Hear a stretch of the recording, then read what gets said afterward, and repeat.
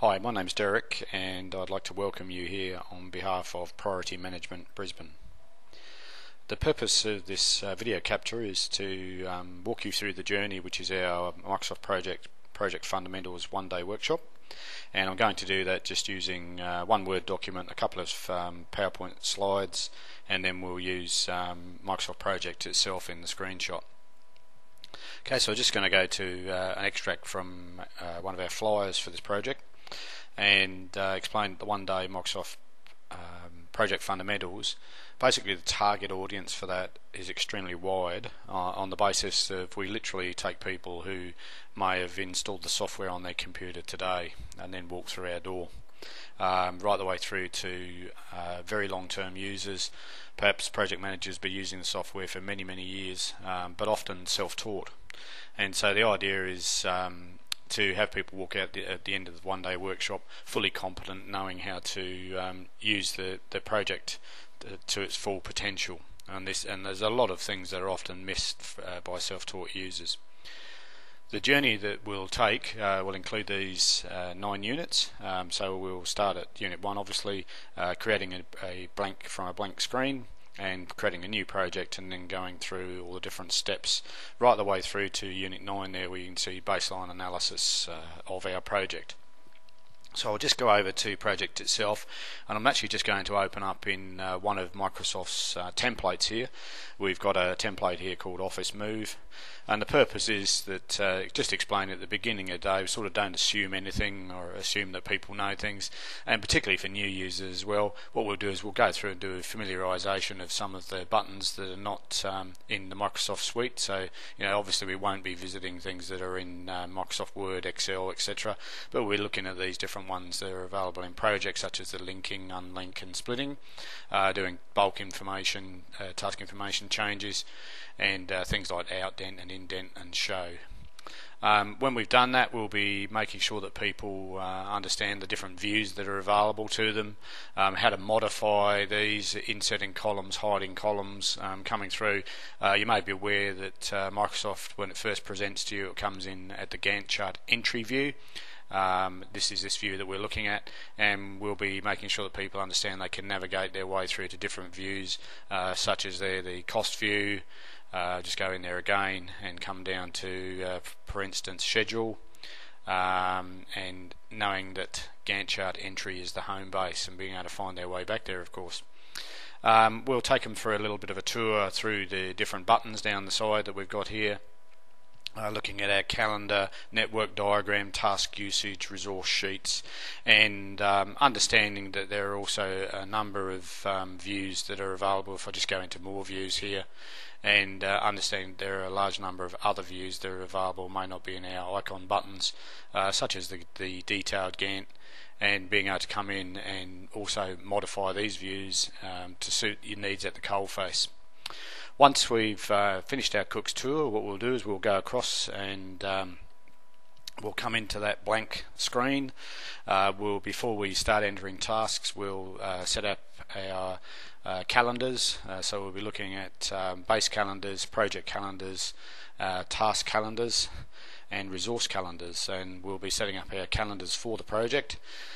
Once that's done, we'll then start on the journey, and the journey will be, of course, inserting our tasks into the project, and then once we've got our tasks in, we'll take the journey through start and end milestones, summary headings, milestones for phases, and also durations. The durations including the different types of durations that can be entered right the way from minutes right way through to months, and also looking at things like elapsed durations, where we can do things like maybe if we want to cure a slab of concrete, for instance, you might use an elapsed duration for that in your project. Once we have all of those items established, we'll go through and set up our relationships. I'll just switch to where the predecessors have been inserted in here, and we'll be looking at the different types of relationships that can be set up for our predecessors, including the 4 standards there. That will also include entry and understanding of how to use lead and lag, and establishing all of those relationships. From there, the next step will be to go through and establish a resource pool, and we'll go through the setup here, and also understanding the different types of resource information, understanding that you can put in and resource availability come through and have different costs for your resource, doing different types of work, perhaps how to store notes on that resource. And then once we have these resources in, what we'll be looking at is resource allocation. So we'll come through and actually allocate our resources to our tasks, and using different methodology to do that. So firstly, the obvious entry and method through the task information box, but we'll also be going in and demonstrating different alternatives. For instance, if you're inserting a new project and you've got a lot of data to enter, you may be using the split screen methodology, so we'll be teaching that to people on the day.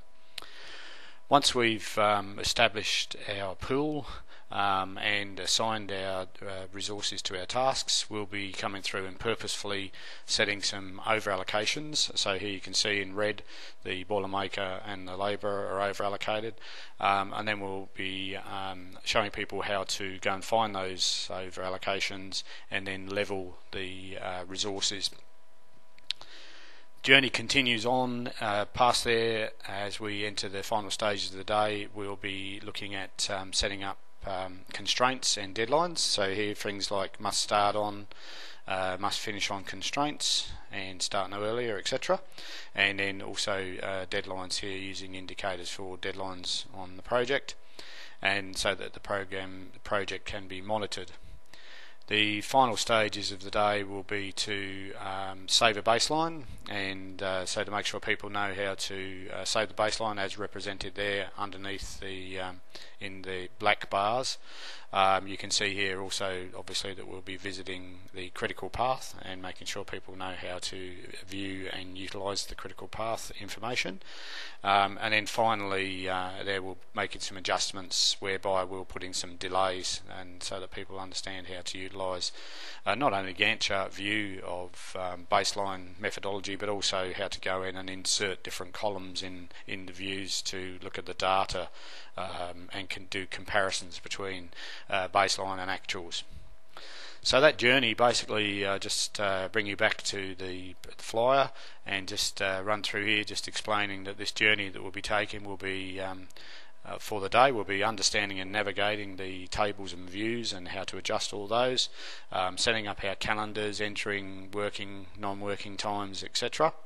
How to create the project from scratch and come through and enter absolutely everything. So from a blank screen, tasks, durations, summary headings and milestones, coming through and entering our relationships, lags and lead times, and then establishing the pool, assigning resources, and establishing over allocation so that we can then identify those and level those resources, walking through and establishing task constraints and deadlines, and then basic monitoring of that project once we're actually scheduled and running through baseline analysis.